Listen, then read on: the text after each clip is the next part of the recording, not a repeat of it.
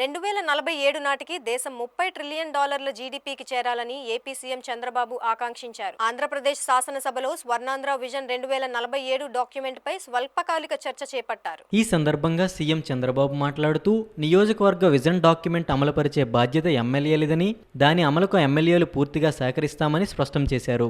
2047 కల్లా రాష్ట్రం తలసరి ఆదాయం 55 లక్షలు సాధించేలా విజన్ డాక్యుమెంట్ రూపొందించడం జరిగిందని తెలిపారు. అప్పటికల్లా 2.4 ట్రిలియన్ల ఆర్థిక వ్యవస్థకు ఏపీ చేరాలని అసెంబ్లీలో తెలియజేశారు. ప్రస్తుత ఆర్థిక సంవత్సరంలో 17.11% మేర వృద్ధి రేటు సాధించేలా లక్ష్యం పెట్టుకున్నామని, వికసిత్ భారత్ 2047ను ప్రధాని మోడీ అమలు చేస్తున్నారని, పేదరిక నిర్మూలన వంటి 10 సూత్రాలను లక్ష్యంగా పెట్టుకుని రంగాల వారీగా ఎప్పటికప్పుడు ప్రణాళికలు రూపొందించడం జరుగుతుందని, జిల్లాల వారీగా ఆర్థిక పరిస్థితులను అధ్యయనం చేసి వాటికి అనుగుణంగా ప్రణాళికలు చేస్తున్నామని తెలిపారు. ఈ రోజు మీరు చూస్తే అధ్యక్ష, అక్కడ నేను ముందే చెప్పాను, దేశంలో $18,000 పెట్టుకున్నారు. మనం అయితే 42,000 పెట్టుకున్నాం. అంటే దేశంలో పర్ క్యాపిటా ఇన్కమ్ $18,000 అయితే ఇక్కడ ఆంధ్రప్రదేశ్ లో $42,000 పెట్టుకున్నాం.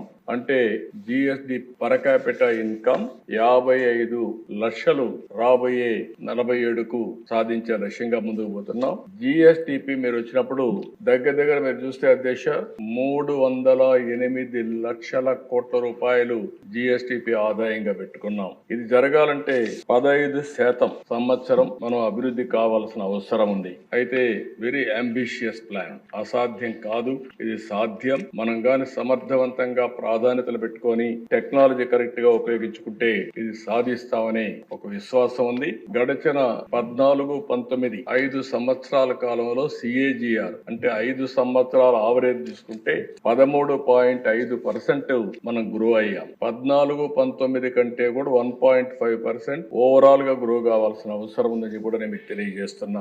ఇక్కడ చూస్తే అధ్యక్ష 15% గ్రోత్ సంవత్సరం 308 లక్షల కోట్ల రూపాయలు GSTP contribution, per capita income 55 లక్షలు. మ్యాక్రో టు మైక్రో అప్రోచ్, ఇక్కడి నుంచి రాష్ట్ర స్థాయి నుంచి అన్ని డిపార్ట్మెంట్ నుంచి లాస్ట్ మైల్ లో ఫ్యామిలీ వరకు ఇంటిగ్రేట్ చేయాలనేది ఇందులో ప్రధానమైన లక్ష్యం. ఇక్కడ చూస్తే అధ్యక్ష మీకు ఒక ఐడియా, నేనేదో 20 సంవత్సరాలకు 23 సంవత్సరాలకు ఏం జరుగుతుందో చెప్పడం లేదు. ఇప్పుడు కూడా మీరు ఒకసారి చూసుకుంటే 23-24 అగ్రికల్చర్ అండ్ అలైడ్ 4,48,382 కోట్లు జిఎస్టిపి కాంట్రిబ్యూషన్, ఇండస్ట్రీ 3,19,829 కోట్లు, సర్వీస్ సెక్టర్ 5,47,338 కోట్లు, మొత్తం కలిసి 14,22,094 కోట్లు. మొత్తం పర్సంటేజ్ వచ్చి గ్రోత్ వచ్చి మీరు చూస్తే 8.6%. అదే మరి పర్ క్యాపిటా జిఎస్టిపి 2,66,995 రూపాయలు. అదే ఈ సంవత్సరం 24-25 తెలుగుదేశం ఈ యొక్క ఎన్డీఏ కూటమి అధికారంలో 9 నెలలు ఉంది.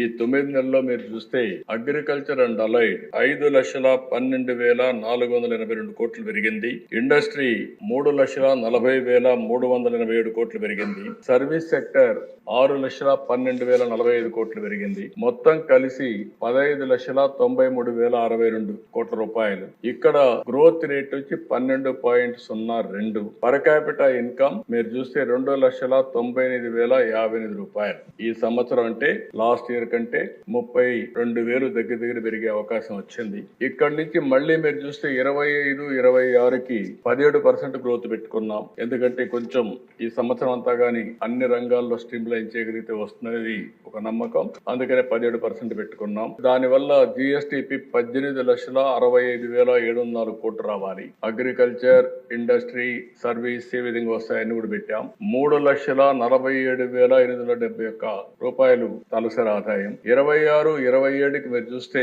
21,67,606. దానికి అనుగుణంగా అలొకేషన్స్ పెట్టుకున్నాం. Growth rate 16.18. దాని మీద 4,03,178 రూపాయల తలసరి ఆదాయం. 27-28కి వచ్చినప్పుడు 25,19,359 కోట్ల రూపాయలు జిఎస్టిపి. టిఆర్ వచ్చి గ్రోత్ రేట్ వచ్చి 16.23. Per capita 4,67,795. 28-29 29,29,402 కోట్లు జిఎస్టిపి, 16.28 గ్రోత్ రేట్. రేట్. అదే మరిగా పర్ క్యాపిటా ఇన్కమ్ 5,42,985. ఇది రాష్ట్రంలో ఉండే ఫిగర్స్ ఇవి. మీ నియోజకవర్గాల్లో కొన్నిట్లో ఎక్కువ ఉంది, కొన్నిట్లో తక్కువ ఉంది. దానికి కారణం హిస్టారికల్ గా వచ్చిన రీజన్స్. అక్కడ సోషియో ఎకనామిక్ పొలిటికల్ రీజన్స్ ఉంటాయి. దాని వల్ల ఈ రోజు ఆ పరిస్థితిలో ఉన్నాం.